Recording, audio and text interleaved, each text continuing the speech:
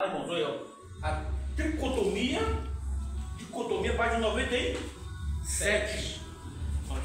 Dicotomia e monismo. Vamos lá, página 97. É de comum acordo que possuímos um corpo. Alguns aceitam a ideia de que o ser humano possui uma parte imaterial, uma alma, que seria imortal.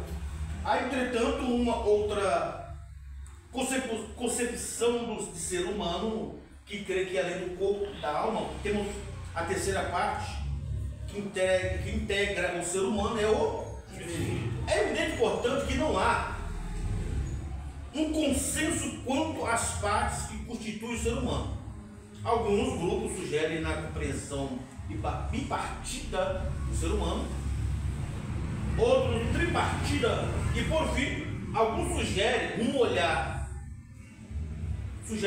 para o ser humano como uma unidade indivisível radical. Estas propostas são classificadas como monismo, dicotomismo e tricotomismo.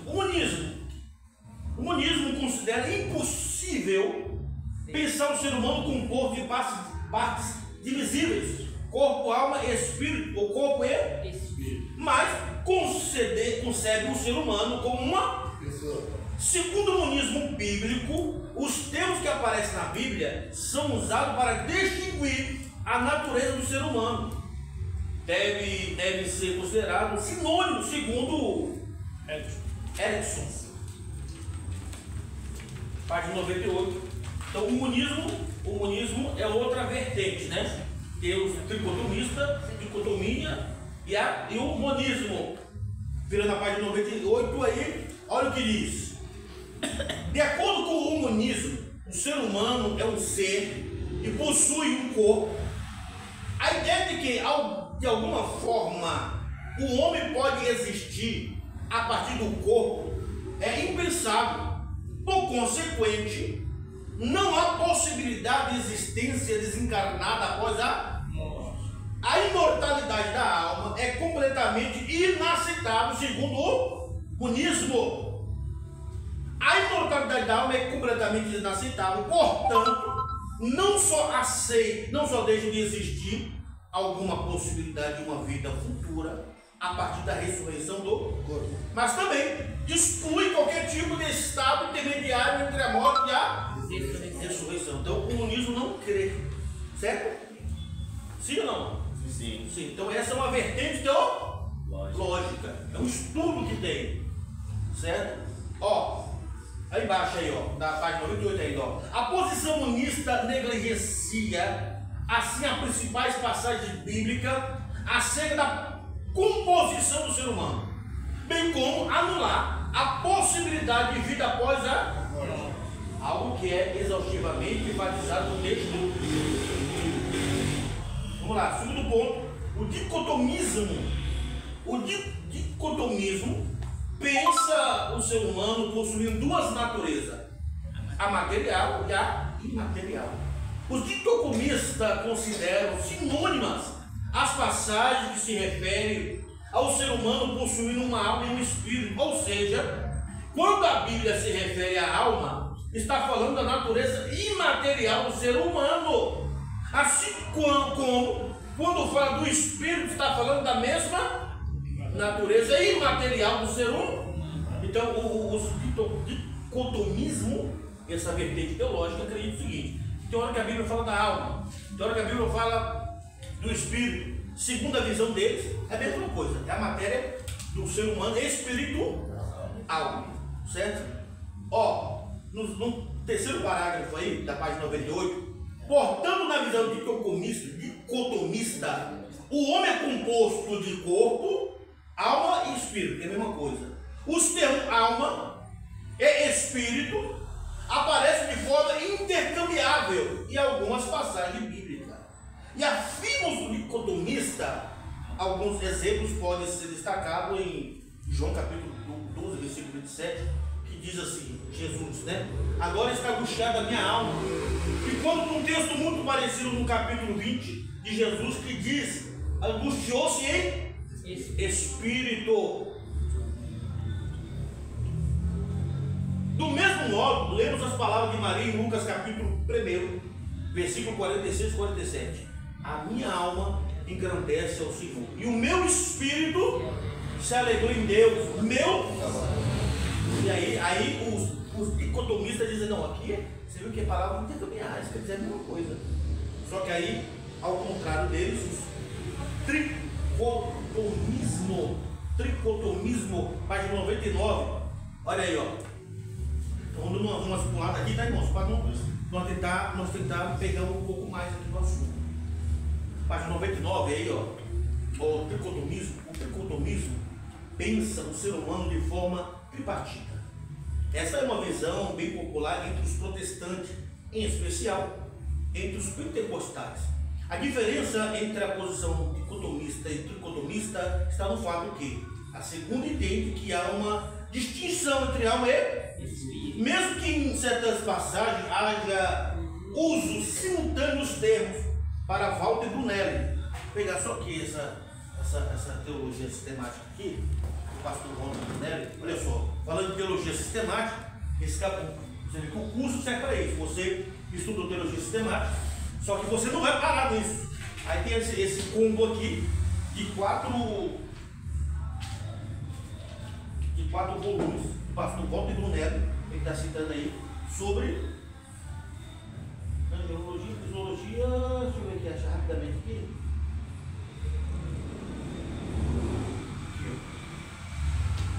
Que página que está falando aí? 52. Página 52.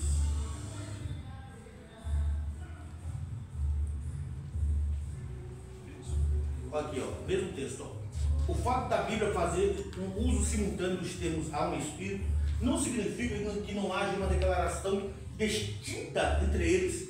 Mente e sopro são as mesmas coisas? Não são as mesmas coisas. O uso corrente que se faz misturando os termos não implica que não haja entre eles alguma peculiaridade distinta no Novo Testamento, principalmente nos textos em que textos que falam de nova natureza do crente, bem como nos que tratam dos dons do Espírito Santo. O termo espírito é usado livremente para indicar a parte imaterial do homem.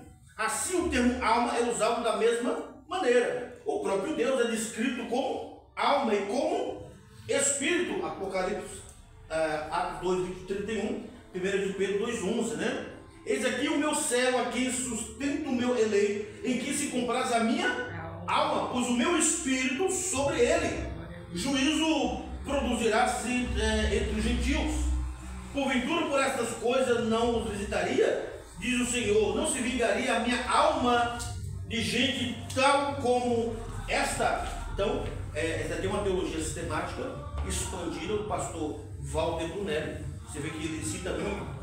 Esse aqui é o pastor Walter Brunelli, né? Pastor assembleano, mestre das Assembleias de Deus, muito respeitado. E aí você fala assim, não, eu estou estudando teologia sistemática, mas eu quero aprimorar um pouco mais, eu quero agregar um pouco mais, eu quero me aprofundar um pouco mais. Aí você tem que deixar de pesquisa, né? E adquirir um pouco mais de material teológico para enriquecer o seu conhecimento bíblico para você mesmo, né, irmãos? Então, eu queria falar sobre os dons espirituais, só que não vai dar tempo, mas eu vou dar uma pincelada depois, tá? Sobre o tricotomismo. Então, a maioria dos pentecostais crê no quê? Na alma, corpo e espírito. Coloquei espírito humano, tá? Aí o pastor Adelino Nelson Rocha, ele coloca aí, ó, nessa apostila, que ele fala o seguinte. Ó. Não sei se está aqui ou é outra. Ele fala que a alma, né? É como se fosse a caixa preta. Ó, caixa preta. Sem racismo, né, irmão? Ser politicamente correto, por favor. Então, a caixa preta do ser humano é a alma. Tudo que o ser humano faz está na alma.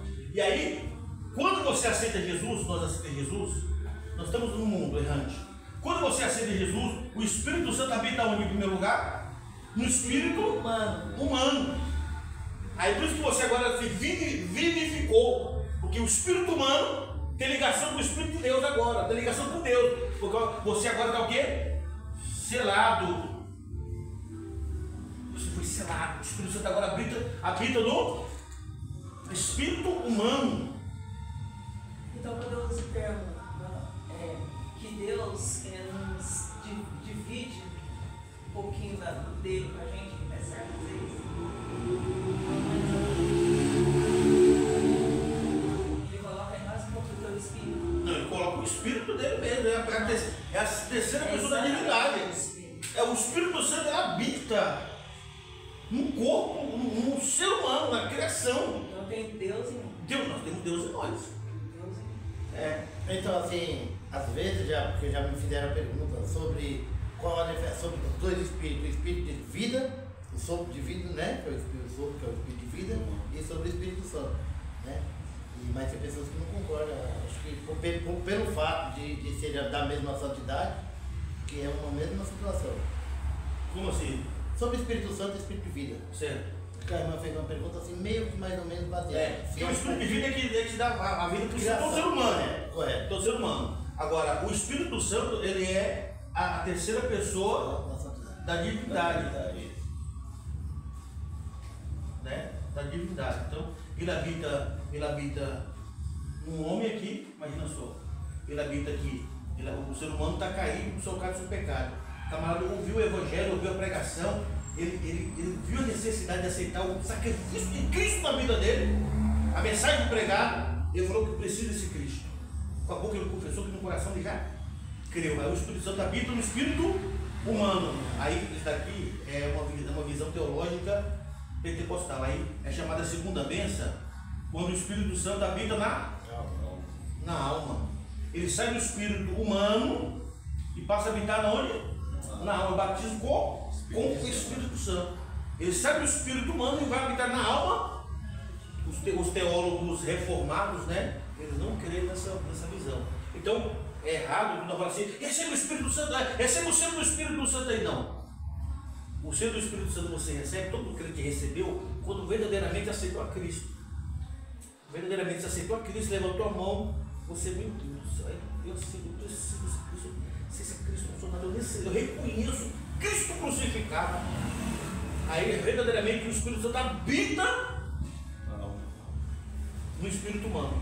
Então todo mundo que aceita Jesus como Senhor e Salvador também tem Espírito. É teu Espírito Santo. Eu confundia isso com o dom de língua. Não. Né? Quando a pessoa é batizada no Espírito Santo. O batismo do Espírito Santo é quando o Espírito Santo, segundo a visão pentecostal teológica, o Espírito Santo sai do espírito humano. É como se ele sai de um cômodo da casa e habita de outro cômodo. O batismo do Espírito Santo já é a manifestação do Espírito Santo. Ele manifesta. Aí, já, olha só olha pra cá. Batismo com certo Espírito. É o selo e ser cheio. Cheio do Aí Paulo fala assim para os irmãos de Efésios: irmãos, não se embriagueis com vinho que dá contenta, mas sejais cheio. Ele não deu uma opção, ele falou: sejais cheio. Então o enchimento do Espírito Santo é algo contínuo, a busca contínua. O ser do Espírito Santo quando você se converte. E o batismo do Espírito Santo é quando o Espírito Santo sai do espírito humano. Você foi selado, pá! Você foi selado, você já tem o Espírito Santo, ele habita no seu espírito humano. Aí você tem a segunda bênção, chamada segunda bênção. É quando o Espírito Santo sai do espírito humano do crente e habita na alma do crente. Aí quando ele habita na alma do crente, você é batizado do Espírito Santo, o novo revestimento. Certo? Ah não, mas se eu não falar línguas estranhas, eu tenho o Espírito Santo? Sim. Sim ou não? Sim. Você tem o Espírito Santo, irmão. Você não foi batizado. Línguas é dom do Espírito. Você entendeu? E aí tem outra discussão teológica que fala o seguinte: aquela pessoa que é batizada com o Espírito Santo, ele é obrigado a falar línguas? Tem uma vertente da teologia que diz que sim. Tem outra vertente que fala que não. Deixa pra ele, obrigado. Deixa lá. Certo? Então, isso daqui, ó, os irmãos entenderem. Jesus era cheio do Espírito Santo e não falava em língua. Aí, então quando você vem na igreja, aquele dia que você vem na igreja, aquele dia lá, o pregador pregou, mas você aquela mensagem simples, mas falou, aquela mensagem tocou no teu coração, você deixa, meu Deus, olha. Quando fala assim, você quer aceitar Jesus, como é aceitar? Como assim aceitar? Tem que explicar, né? Mas tá, aceitar, como assim aceitar? Você tem que reconhecer Cristo como seu Salvador, que verdadeiramente ele morreu na cruz por nós. Eu sou um miserável pecador errante. Eu preciso reconhecer que verdadeiramente naquela sexta-feira um inocente morreu no meu lugar, por causa das minhas mazelas, por causa dos pecados. Um justo morreu no lugar do injusto. E eu sou injusto. Porque qual foi a causa que levou Cristo para a cruz? Foi por causa de Pilatos? Por causa de Herodes? Por causa dos romanos? Por causa de mim, irmãos. Por causa de você. A Bíblia diz que aquele que não conheceu o pecado se fez pecador por nós. Então, aí essa é a mensagem de arrependimento. Eu preciso de Jesus. Eu reconheço que verdadeiramente que era para ter morrido naquela cruz. Eu era o malfeitor da história.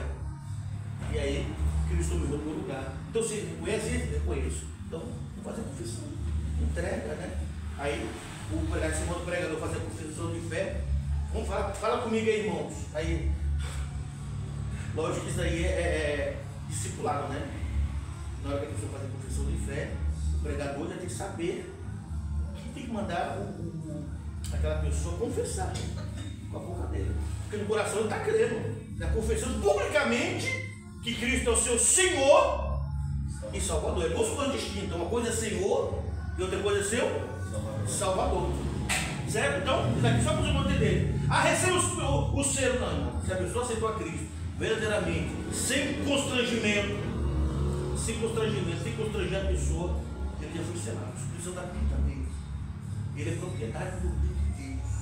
Ele é o penhor. Aleluia. Glória a Deus. Amém? Glória a Deus. Efésios 1:13. Vamos ler o texto, senão vamos falar assim, vamos ler falando um negócio na Bíblia. Falando do corpo. 10. Hebreus 10:5. Pelo que entrando no mundo de sacrifício e oferta não quiseste, mas um corpo me preparaste. Hebreus o quê? 10:5. Hebreus 10:5, falando do corpo de Cristo. Um corpo me preparaste. Agora, depois você vê aí do Hebreus, você vai ver agora Efésios 1.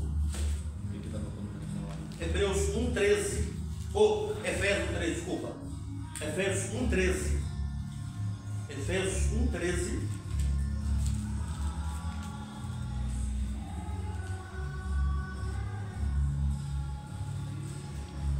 Vai, acharam? Todos acharam? Quantos achando? Eu vou tomar um chocolate aqui. Olha aí.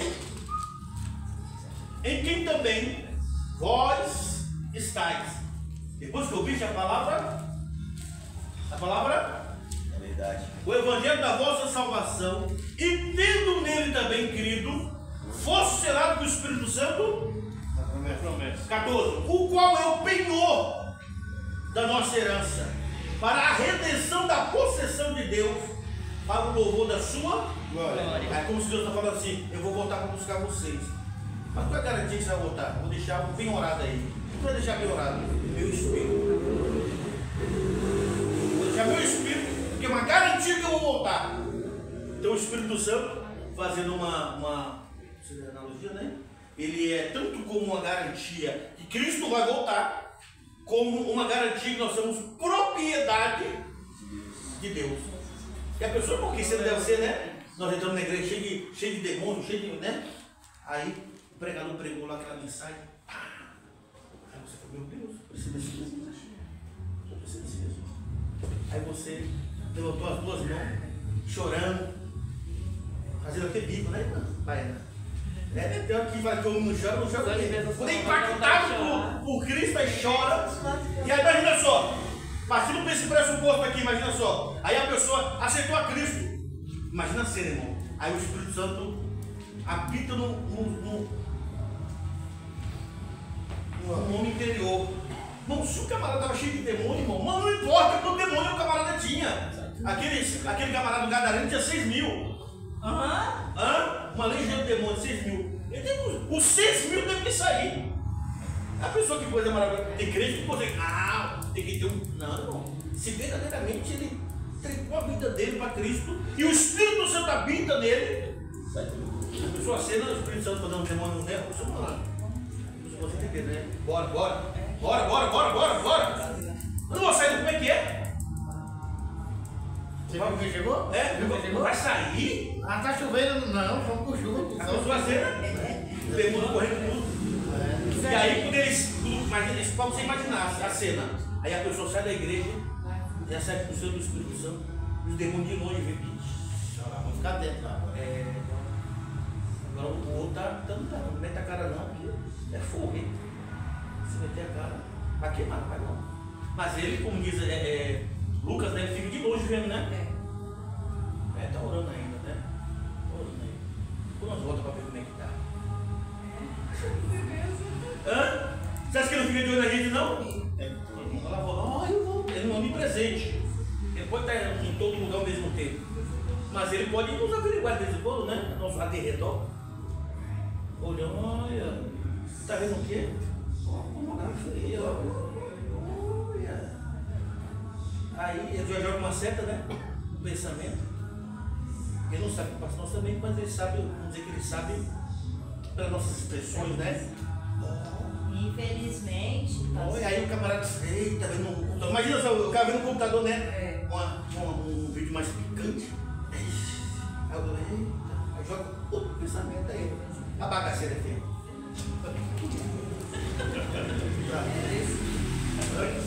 Bom, tem hora nós que servimos a Cristo, a psicologia disso, estava vendo o Bernardo Tesoro, diz que nosso pensamento, antes da pessoa falar a primeira palavra, diz que tem 8 palavras seguidas, já no gatilho para a pessoa falar. Já no gatilho. Você fala uma palavra, já tem 7 atrás, já na sequência. Agora tem um momento que aparece, não sei se os irmãos têm o privilégio, tem hora que aparecem os pensamentos assim para pegar. Então, eu fico escandalizado comigo mesmo. Eu fico espantado comigo mesmo. Eu não sou crente, não. Mas se esse irmão soubesse que eu estou pensando aqui, esse irmão falou, esse camarada nem pastor bem aqui, nem. Não é verdade? Surge os pensamentos assim malignos.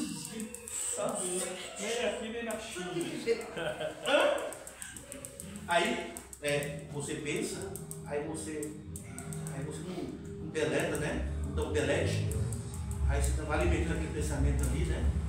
Aí daqui a pouco nós estamos numa guerra, nós estamos aqui nesse mundo aí. O máximo que nós falamos que temos uma vida piedosa, uma vida de oração, uma vida de santificação, buscamos a Deus, sujeitamos a Deus,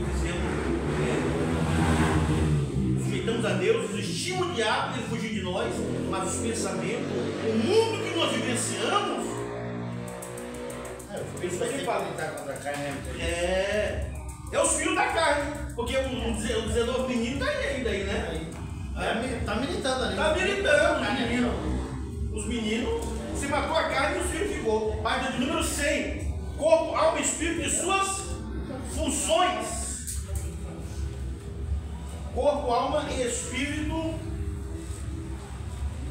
e suas funções. Olha aí, a alma do hebraico e do grego corresponde ao intelecto, o bem como as vontades, as emoções do ser humano. Página 100. Lá embaixo, lá, a corpo, alma e espírito e suas funções. Ó, certo? Pastor Walter Bruno Neto, diga lá embaixo, lá, ó, que diz, ó, a alma é a vida espiritual do homem, é o princípio inteligente, consciente, pensante do homem. Nelas estão presentes a vontade, as razões, os sentimentos que geram a inclinação, tanto para o bem quanto para o mal. A alma, portanto, é tanto cognitiva quanto emotiva. A mente segue os pensamentos do conhecimento, é o lado cognitivo. Tanto pode relacionar com o sagrado, com quanto com as impurezas do fazendo-se inimiga de Deus. Então a alma, né? Olha aí, ó. Página número 101. No Antigo Testamento, o termo alma pode ser identificado como a própria vida ou pessoa total. A alma que pecar, esta morrerá. Ezequiel 18:4. O sangue ou vida de Deuteronômio capítulo 12, versículo 23, versículo 24. Todas as almas, pois que descenderam de Jacó, foram 70 almas. José, porém, estava no... Aqui é a mensagem, né? Vou ter que anotar aqui um pouquinho. Fala, meus irmãos, isso aqui eu vou pregar amanhã. Cadê a caneta? Antes de devolver. Devolveu? Aí, ó. José estava no... Essa aqui, revelação de Deus. Mistério. Ó, falando da alma, o espírito do hebraico bor e do grego pneuma significa literalmente sopro, vento. O texto clássico que corresponde a essa leitura é Gênesis, que o espírito é o princípio criador de Deus. O escritor aqui, né, Timóteo, sublinha que o termo rosh é espírito encontrado 387 vezes no Antigo Testamento. Embora o significado básico seja ar em movimento, vento, sopro, ar, rosh também denota a totalidade da consciência imaterial do Provérbios 16, 31, 32, Isaías 26, verso 9, Daniel capítulo 7, versículo 15. Esse espírito está contido no seu evolucro ou corpo. Olha aí, ó. No Novo Testamento, o espírito é compreendido como uma parte imaterial que juntamente com a alma forma um homem. Então, já no Novo Testamento já tem uma compreensão mais vasta, né? Mas você sabe que aquela seita lá dos fariseus, os saduceus, eles não acreditavam em vida após a morte. Então, aquela pergunta bem capciosa que fizeram para Jesus. Deixa eu perguntar uma coisa, né? Jesus era demais, né, irmão? Porque na nossa regra, nossa lei, está dizendo que se um homem casar com uma mulher e não tiver filho, e ele morrer, a lei diz que o segundo irmão tem que casar com aquela mulher para que ela tenha um filho dele, e colocar um nome falecido, né? Aí morreu 7, morreu 7. E ela não teve filho com nenhum deles. E morreu também ela. Na ressurreição, de quem ela vai ser esposa? Aí esposa de raiz, que não conhecia as escrituras e não poder de Deus. Na ressurreição, ou lá, não se casa, não casamento. Serão como os anjos assexuados. Não terão sexo. Aí o irmão falou outra vez da igreja, eu gosto de essas coisas, né? Eu não vejo agora quando eu morrer, encontrar minha esposa lá no céu. Eu falei, quê? Não, morreu, acabou. Não aproveita agora, não. Eu falei, não, acabou, irmão. Até a morte separa, acabou. Não, mas vamos, estou brincando, não. Eu falei, como é que é, irmão? Não, quando eu morrer, eu quero ver minha esposa. Não, ela não quer te ver lá, não. Ela está no céu. Ô, pastor, ainda já tem que aguentar a pessoa até que a morte não separe e que a pessoa que é azul que tirar o juiz da outra pessoa que tem paz. Como na página 102. Pressa de Viana, naquele final. Mas verdade, já pensou? Não, vamos tomar café. Meu Deus, tem vários, meu Deus. Vou tomar um café, o café tá quente ainda. Ó, o corpo é importantíssimo na visão página 102, lá embaixo, 2.43. Ó, o corpo é importantíssimo na visão meu Senhor. Vai uma água depois. O corpo é importantíssimo na visão tricotomia do ser humano. É através do corpo que o ser humano expressa suas emoções. É muita coisa. Sua espiritualidade. A palavra grega soma tem sua gama de interpretações no mundo grego, mas nas escrituras expressa a dimensão física do ser humano. Outro termo grego é carne. É utilizado especialmente nas epístolas paulinas para a demonstração da dimensão pecaminosa do homem, e por meio do corpo os homens expressam suas emoções, alegria, tristeza, dor, entre outros. Também é por meio dele, do corpo, que o homem expressa o seu pecado. Não reine, portanto, o pecado em nosso corpo mortal, para lhe obedecerdes em suas consciências. Nem tão pouco apresentei os vossos membros ao pecado por instrumento de iniquidade, mas apresentai-os a Deus como vivos dentre os mortos, e os vossos membros a Deus como instrumento de justiça. A carta de Paulo aos Romanos. Olha, eu vou falar para vocês. Eu tenho uma dificuldade de relembrar os textos bíblicos. Logo que eu começo a ler de novo, aí, né, a mente. Mas eu indico os irmãos estudarem. Tem uma série, uma playlist no YouTube do pastor Hernandes Lopes. Acho que é 20 aulas que é os Romanos. Bom, a carta de Paulo aos Romanos é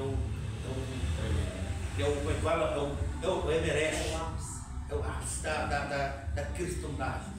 Na carta de Paulo, que Paulo expressa aos Romanos, ele fala sobre o pecado, a situação pecaminosa do homem, o projeto de Deus da salvação, a graça de Deus, irmão. A graça de Deus para o homem, irmãos, é coisa maravilhosa. Meu Deus, quando você vê ali 9, 10 e 11 de Romanos, e aí, quando tem aquele texto bem conhecido, que já tem música, né? Porque dele, por ele, para ele são todas as coisas, glória, pois eternamente.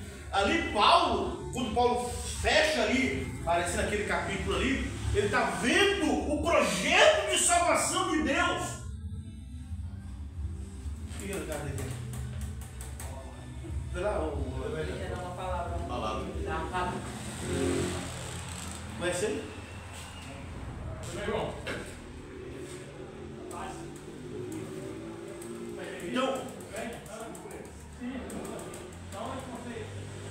Então, quando Paulo ele finaliza ali Romanos 10, 33, né? Ele é como se ele está ali finalizando o assunto dele ali, falando, expondo, e aí ele não aguenta, ele falando da grandeza de Deus, o projeto de salvação de Deus para o homem. Aí ele diz, quem era Paulo? Romanos 11, 33. Aí ele fala, né? Qual a profundeza das riquezas, tanto da sabedoria como da ciência de Deus. Quão insondáveis são os seus juízos, quão inescrutáveis são os seus caminhos, porque quem compreendeu o tempo do Senhor, porque foi o seu conselheiro, ou que ele deu primeiro para ele, para que ele seja recompensado, porque dele, por ele, para ele, são todas as coisas, glória, pois a ele eternamente. Amém. Então, Paulo, você vê ele falando no capítulo 9, 10 e 11, falando do projeto de salvação, e o que Deus fez para o ser humano, para salvar o ser humano, entregou o filho dele. Aí ele tipo assim, Deus pode fazer um negócio desse para o ser humano, então ele se jubila, se alegra. Tremendo, não? Tá gravando aí, né? Cuidado, viu? Direitos autorais.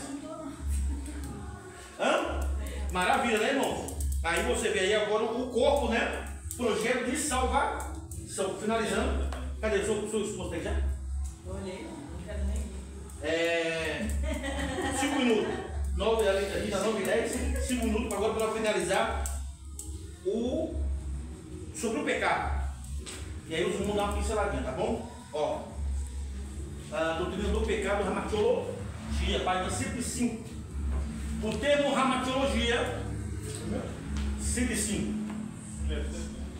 O termo Ramatiologia deriva de dois vocábulos da língua grega, amatia e logos, qual significa estudo acerca do Pecado. O termo é aplicável ao pecado, seja esse considerado um ato, seja considerado um estado ou uma condição. É bom você anotar assim, ó, alguns textos, alguns termos, né? Ó, se considerado um estado, uma condição ou um ato. estado de condição. Aí no segundo parágrafo, uma condição do homem antes da queda era de total santidade e intimidade com Deus. Deus havia criado todas as coisas, inclusive o homem, considerando tudo. Agora eu achei um negócio interessante que o irmão estava falando ali. O irmão estava falando ali. Eu ia copiar isso, esse apado. Depois você vê ali na câmera ali. Está gravando agora, viu? Ó, isso aqui o pastor falou ali hoje. Eu achei interessante. Para a página aqui, ó. Falando do pecado da serpente. Ó, bem grande, certo? Aqui era. Jardim do Éden. É. Aqui era a terra. Onde Adão e Eva estavam. Aí Deus plantou o que? Um jardim. Certo? Deus plantou um jardim. Ô professor, mas deixa eu te falar. Mas na Bíblia não dá qual foi o fruto específico. Muitos